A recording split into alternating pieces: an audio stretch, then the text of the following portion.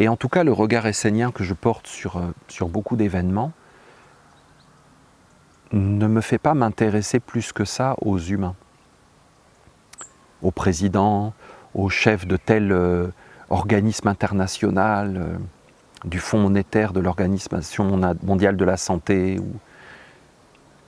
Je m'aperçois que ce ne sont pas les humains qui dirigent leur vie, mais qu'ils sont eux-mêmes dirigés. Et pour ça, en fait, il ne faut pas le dire à l'extérieur. Sinon, tu pourrais arriver dans ce discours des reptiliens.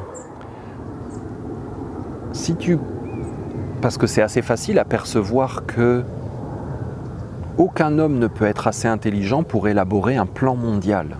Il y a trop de variables, trop d'interactions, c'est extraordinairement complexe. Et donc tu peux percevoir qu'il y a quelque chose une forme d'intelligence qui n'est pas habituelle. Et donc tu peux arriver à te dire que ce n'est pas humain.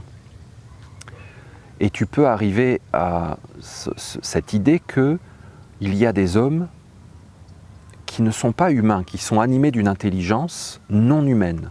Alors donc tu peux arriver à te dire que ce sont des intelligences extraterrestres ou de reptiliens, ou avoir ces idées.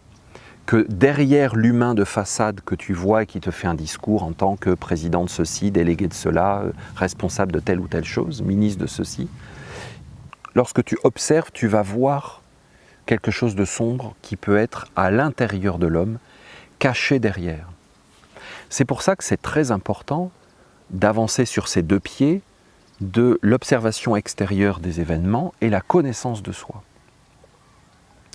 Parce que tu dois absolument, si jamais c'est ton cas, toi qui me regardes et que tu as vu déjà derrière les paroles qui étaient prononcées, derrière des intentions, derrière des décisions, tu as vu, tu as pressenti se profiler quelque chose de sombre, quelque chose de non dit, quelque chose de maléfique.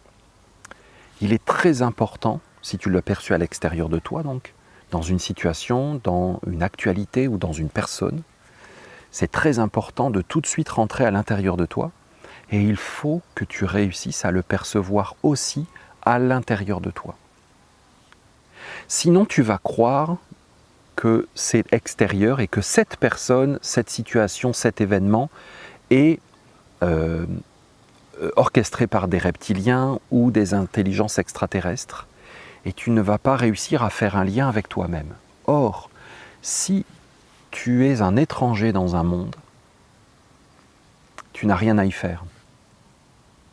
Si tu n'as rien à y faire, tu n'as pas à le regarder, ni à le commenter, ni à t'y intéresser. Tu dois tout de suite regarder à l'intérieur de toi, est-ce que toi aussi, parfois, tu es animé par des choses dont tu n'as pas conscience ? Est-ce qu'il t'est déjà arrivé de faire des choses en croyant faire une chose et en croyant savoir ce que tu faisais et avec le temps et le recul de t'apercevoir que tu étais en réalité motivé, voire manipulé par quelque chose de plus grand que toi et qui n'était pas nécessairement pour ton propre bénéfice. Si tu ne parviens pas à cette perception, à cette expérience intérieure, tu as un problème. Et je te conseille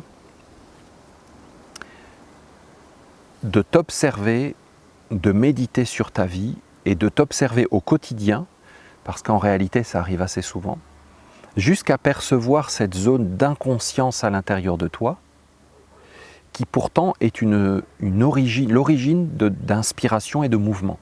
C'est-à-dire que c'est une forme de vie en mouvement qui provoque des choses à l'intérieur de toi, dont tu n'as pas conscience et dont tu ignores les tenants et les aboutissants. Qu'est-ce qu'elle provoque à l'intérieur de toi ? Rien d'extraordinaire, des choses toutes simples et quotidiennes. Elle va provoquer des pensées, c'est-à-dire que tes pensées ont une origine. Elle va provoquer des sentiments, des états d'âme, des émotions intérieures. Et elle va provoquer des envies, des désirs. Et elle va provoquer des actes, des choses que tu fais au quotidien.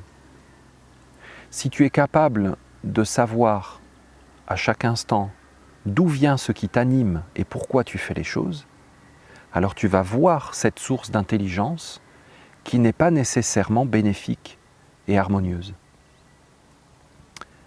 Puisque seule la nature est réelle, bénéfique et harmonieuse. Nous avons aujourd'hui dans l'humanité un mode de vie touché par l'artificiel, à tous les niveaux. Et nous sommes très largement en contact avec une intelligence qui nous fait faire des choses, qui nous fait vouloir des choses, qui nous fait sentir des choses, donc percevoir, qui nous fait penser des choses artificielles.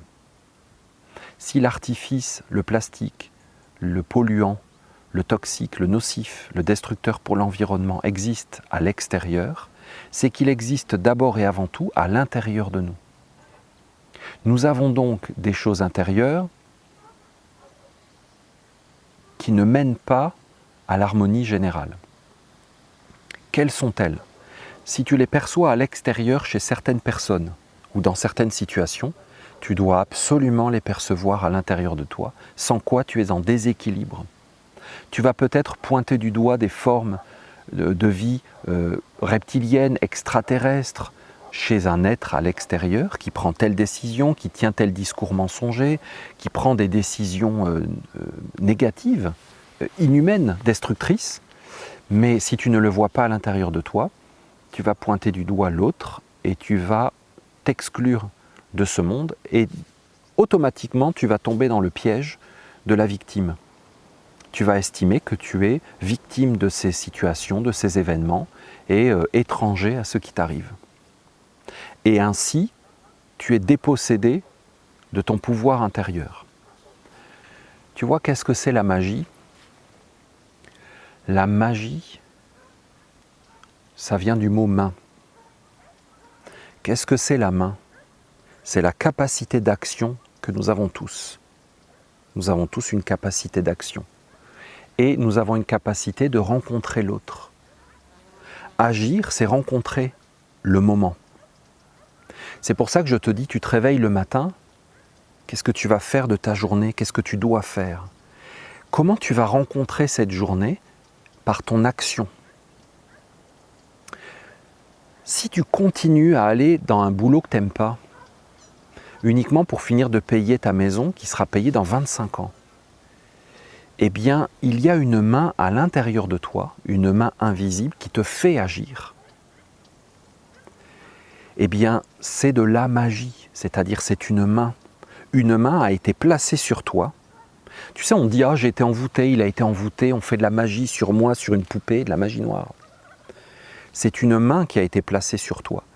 Aujourd'hui, 99,9% de la magie est faite de façon collective inconsciente. C'est ce qu'on appelle une civilisation dans notre langage moderne. Dans un vrai langage, une civilisation, c'est un art de vivre avec l'univers. Aujourd'hui, ce qu'on appelle civilisation, c'est un mot qui a remplacé le mot magie, envoûtement. Lorsque je te disais tout à l'heure que on m'a fabriqué une identité, on m'a fabriqué un monde, on m'a fabriqué un destin, on m'a planté dans une terre pour que je fasse une certaine production dans la société. Et que, en l'occurrence, moi, je n'ai pas pris. Je me suis déplanté, je me suis soulevé avec mes petites racines et je suis allé me planter dans la terre essénienne. Ce que toi-même tu es en train de faire, toi qui suis cette vidéo.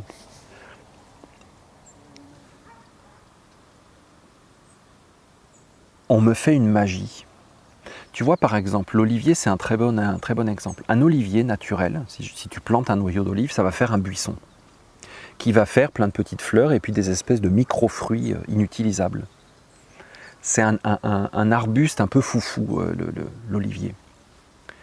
L'olivier, sans arrêt, il faut le tailler sévèrement. C'était des bonsaïs. Tous les oliviers que tu vois sont comme des bonsaïs, parce qu'ils sont très vieux en réalité, mais on les taille tellement qu'ils restent petits, pour qu'ils puissent produire des olives. Donc, j'agis sur l'olivier et je fais une magie. Je pose une main sur l'olivier, magos.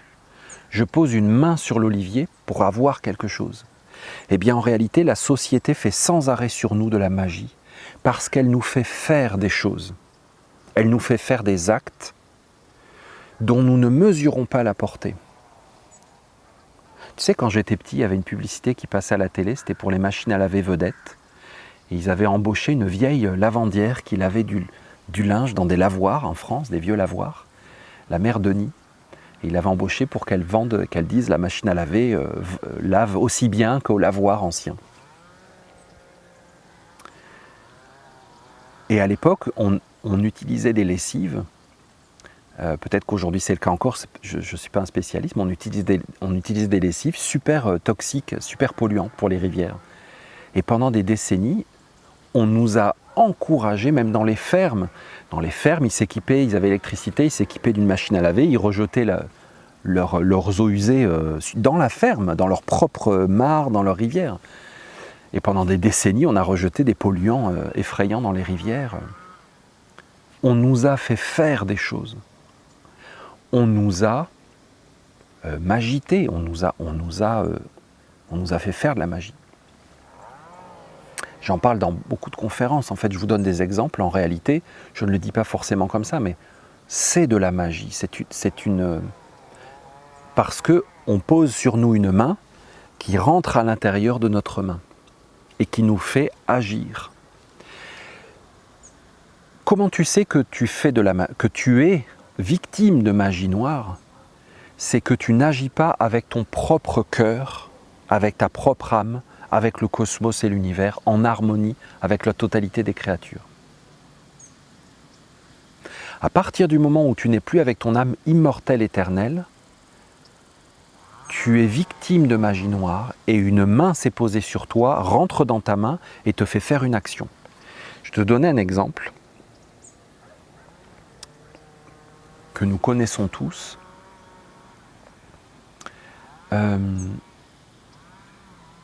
Tu fais s'asseoir un enfant dans une école, dans une classe avec d'autres enfants.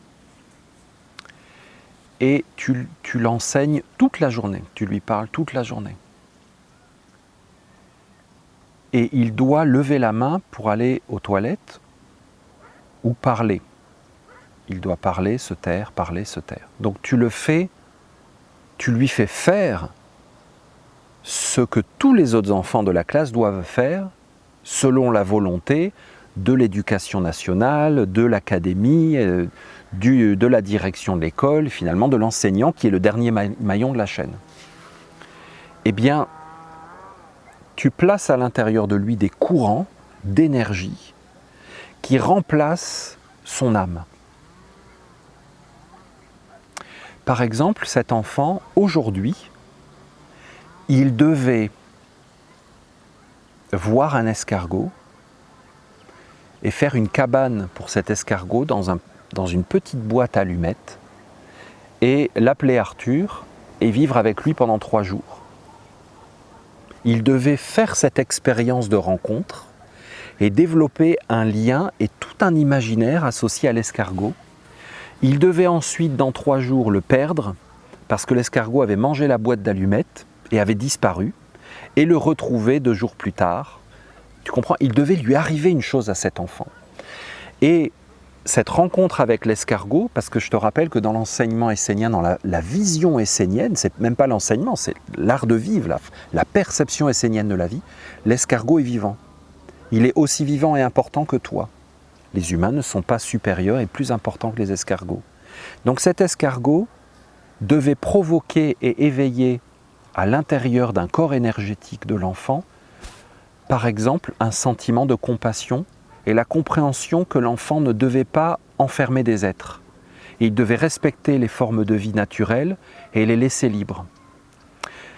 L'enfant est privé de ce rendez-vous cosmique parce que c'était par rapport à l'alignement des constellations de son thème astral de naissance, par rapport à la vie de son âme, par rapport à l'âge exact qu'il avait, par rapport à la position de la planète dans l'univers, par rapport à tout son environnement de vie, c'était maintenant que ça devait se produire, pour que ça s'engramme puissamment à l'intérieur de lui, dans ses os, même physiquement, pour que dans la suite de sa croissance, ses os soient fondés et inclus dans leur croissance, cette expérience fondamentale du respect de l'autre, et de son processus et de ne pas interférer et de ne pas emprisonner l'être. Il ne fait pas cette expérience parce qu'il est scolarisé et qu'il doit suivre le même programme que tous les enfants de sa classe, de son école, du rectorat, de la région, de la nation, du monde. Il est donc traité comme un animal dans un troupeau collectif. Cette expérience lui manque. Eh bien, toute sa vie, il a manqué ce rendez-vous. Il va faire des expériences qui vont venir rechercher ça en lui, parce que c'est inscrit dans sa destinée que cet enfant doit apprendre dans cette incarnation à ne pas enfermer les êtres et à les laisser libres. Mais comme il n'a pas eu cette expérience fondatrice dans son destin, eh bien il y a un trou et un vide. Je t'invite à faire cette expérience ou juste à la constater. Si avec un couteau tu fais une entaille dans un tronc d'arbre, un jeune arbre, tu vas t'apercevoir que 10 ans plus tard, il y a toujours cette marque. Et jusqu'à la fin de la vie de l'arbre, il y aura toujours ce trou. Cet enfant a manqué ce rendez-vous avec son destin. Et peut-être même qu'il était venu pour ça, pour cette seule chose et cette leçon profonde. Il devait l'acquérir pour tout le reste de son évolution d'âme. Il ne l'a pas acquis parce qu'il devait apprendre le complément d'objet direct et les participes passés. Chose, information qu'il va oublier extrêmement rapidement et qui n'a aucune réalité dans la vie de son âme. Eh bien, tout le reste de sa vie, la vie va provoquer des situations pour valider cette acquisition. Tu sais, si tu connais un peu l'éducation nationale, tu sais que tu dois valider les acquis. Hein, tu apprends une chose à un enfant, ensuite tu dois valider pour être sûr qu'il a acquis une connaissance. Mais en réalité, l'éducation nationale vole, imite, usurpe complètement l'éducation réelle, naturelle de la vie. Donc elle fonctionne selon certains processus identiques. La vie va venir provoquer une situation de vie où tu as la tentation d'enfermer un être, de le contraindre, de le posséder, de le garder près de toi, en t'inventant que, comme l'escargot s'appelle Arthur, que c'est ton petit escargot. Tu t'inventes qu'une personne t'appartient, tu t'inventes une vie. La vie va venir chercher et te provoquer sur ce terrain-là pour voir si tu as bien compris la leçon de quand tu étais enfant. Mais tu ne l'as pas vécue. Eh bien, toute ta vie, tu vas avoir des souffrances dans tes relations humaines parce que tu n'as pas vécu, parce qu'on t'a mis dans cette satanée école, dans cette satanée éducation nationale. Eh bien, si tu regardes de ce point de vue, une main est rentrée dans ta vie. Elle a écarté de toi quelque chose qui était bénéfique et elle te fait vivre un malheur que tu vas vivre tout au long de ta vie. Eh bien, c'est une magie noire qui a été faite sur toi. Si comme moi tu es allé à l'école de la République, l'école laïque, eh bien tu t'aperçois que on t'a fait énormément de magie noire. Énormément. Dans beaucoup de domaines de ta vie, à travers des choses variées, aussi simples, aussi banales que ça, et de façon aussi profonde et destructrice. Et la plupart d'entre nous, nous ressemblons à ces arbres, pleins d'entailles, très très abîmés. C'est de la magie noire. Et cette magie noire ne s'arrête jamais. Lorsque tu fais quelque chose parce que tu as peur qu'on te mette une amende, qu'on te contrôle, qu'on te flash, qu'on te stigmatise, qu'on parle de toi, qu'on te montre du doigt, qu'on t'accuse, et que ce n'est pas lié à une vraie loi de la vie, eh bien on te fait de la magie noire. Et c'est de la magie noire sans arrêt, sans arrêt, sans arrêt. Alors est-ce qu'il y a des mages noirs? Bien sûr, mais ça c'est pas la question. La question c'est comment on peut faire pour s'éveiller à la réalité de la magie noire qui est faite sur nous et s'en dégager le plus possible. Alors oui, on a été entaillé et on a ces marques sur nos troncs. Ok. Mais regarde, ça n'empêche pas un arbre de faire des fruits magnifiques et de vivre dans le moment. Donc, ne regardons pas le passé, mais récupérons maintenant nos mains. Aujourd'hui, je décide que je ne ferai plus rien avec mes mains qui n'est pas validé par le soleil de mon cœur. Plus. Si tu commences à penser comme ça, à méditer tous les jours, à te préparer, à pratiquer cette méditation que nous avons faite ensemble, tes mains vont te dire « Non, je ne veux pas faire ça, je ne veux pas participer à ça ». Ça ne passera plus nécessairement par le mental ou par une vidéo sur YouTube qui t'a expliqué telle arnaque, tel reset, tel forum de Davos, telle magouille de la fondation Bill Gates. Ça ne passera plus par ça. Ça sera une sorte d'instinct magique. Tu sais, les animaux, ils ont une grande conscience magique. Tu les vois, des fois, ils marchent et hop, ils s'arrêtent de marcher, ils changent de chemin. Regarde les chats, les chiens le font. Ils avancent et hop, tu ne sais pas pourquoi, ils zigzaguent. Ils sentent. Tes mains et tes pieds ont une très très grande sensibilité magique. C'est pour ça que le symbole de la magie, c'est le pentagramme, c'est la main, les mains protectrices, les mains maléfiques et tout ça. Tes mains vont te dire non, je ne veux pas. Je ne veux pas faire ça. Donc si tu fais ça, tu vas t'éveiller et il y a des choses que tu verras que tu ne veux plus faire.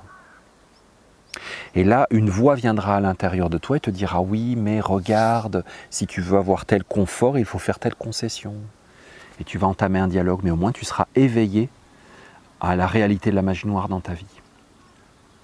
Mais regarde-la dans le passé, dans ta propre vie, aperçois-toi qu'elle est partout, qu'elle est omniprésente, que ce n'est pas si grave que ça dans le sens où nous vivons comme ça, notre monde est bâti là-dessus, complètement. Dans mon temps, on appelait ça la NPE, l'agence Pôle emploi, c'est de la magie noire absolue. Le numéro de sécu, c'est une magie noire, un compte bancaire, c'est de la magie noire. Donc il ne faut pas s'affoler, il y en a partout, tout le temps. Mais il faut peu à peu récupérer. Récupère tes organes, récupère ton cœur, récupère tes sens. Arrête de pointer du doigt les reptiliens et les mages noirs à l'extérieur. Ne te décourage pas, ne t'écœure pas de la vie. Si tu es écœuré de la vie, c'est normal, c'est que ton cœur est à la mauvaise place, tu l'as projeté dans des mondes extérieurs à toi. Récupère-le à l'intérieur de toi, tu vas t'apercevoir qu'il n'y a aucune raison d'être écœuré de la vie, aucune.